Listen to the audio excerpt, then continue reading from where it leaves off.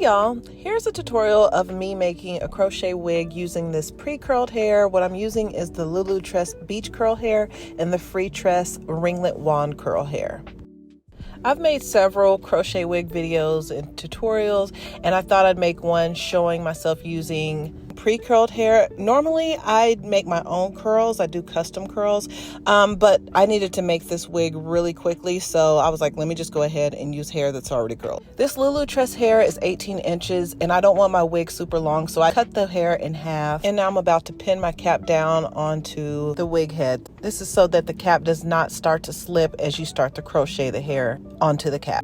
Each strand that I grab, I choose to separate the hair. Splitting the hair stops me from using too much hair. In my experience, this keeps your wig from looking too bulky and too heavy. Now this hair, this Lulutress hair, is pretty soft. Softer textured crochet hair does not hold a knot as well as crochet hair that's a bit more coarse. As I was crocheting the hair into the cap, I realized that I was going to have to do a double loop knot, which is what I'm doing right now in the video, but I'll do a close-up so you can see how to do that type of knot. So basically, I'm putting the hook through the cap, hooking the hair, pulling it through the cap, then I am grabbing that hair and pulling it through a loop, and then I'm going to repeat that same process, making a double loop, and now I'm going to tie the hair. This helps softer hair stay more secure onto your wig cap. And when I'm making my wig, I make sure I keep at least 2 to 3 inches of space in between each knot. I don't want to cover each part of my wig because the hair is big and curly and it's going to cover those spaces, and plus you don't want too much hair on your wig cap. To achieve a more natural looking crochet wig, I mix my curls. I'm using this Freetress hair, number one, because this texture matches my natural texture, which is 4C, more than the Lulutress hair, and because the Lulutress hair does not have as much weight as the Freetress hair. And as you watch the video, you'll see how much volume the Freetress hair is going to add to the wig. Okay, so look at how empty the wig looks with mostly just the Lulutress beach curl hair. And you'll see as I go on how full the wig looks as I start to add the Freetress hair to the wig.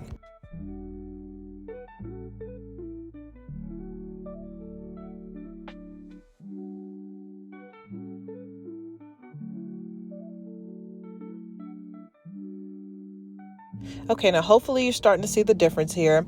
And now that I have a good amount of the Freetress hair on the wig cap, it's time to start adding more beach curl hair. So anytime I'm making a wig, especially with pre-curled hair, I'm gonna use different types of curls. To me, this helps the wig look more natural. And with this wig, especially towards the back and the middle, I'm putting in an even amount of both types of curls. Now here's a tip that I learned over making so many of these crochet wigs. You want to tie your hair onto the wig cap in the direction that you want this hair to naturally fall. Once you get to the front sides of your wig and you start tying downward, your wig is going to be very bulky on the sides. Now, if you don't want that look and you want it to look a little bit more natural, make sure you're crocheting the hair in a backwards direction. This may not seem like a necessary step, but I promise you, once you put that wig on and your hair is falling in the wrong direction, you're going to be very annoyed. So I do recommend that you crochet your hair onto the cap backwards.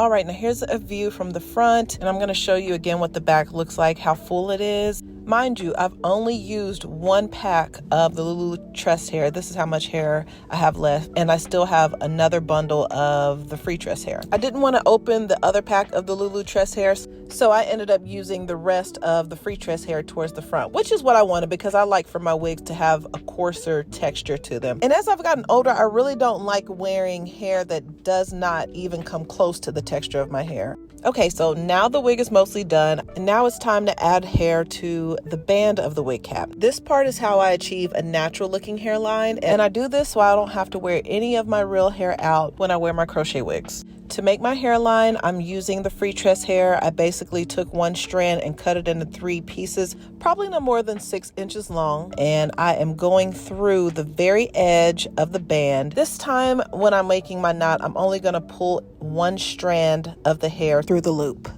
Now here's a close-up of what I did. I wanted to do it a bit slower so you can see exactly how I'm pulling the hair through the loop. The strand of hair that you don't pull through the loop, you're going to use that strand of hair to cover the knot you just made. and this helps you achieve a natural looking hairline.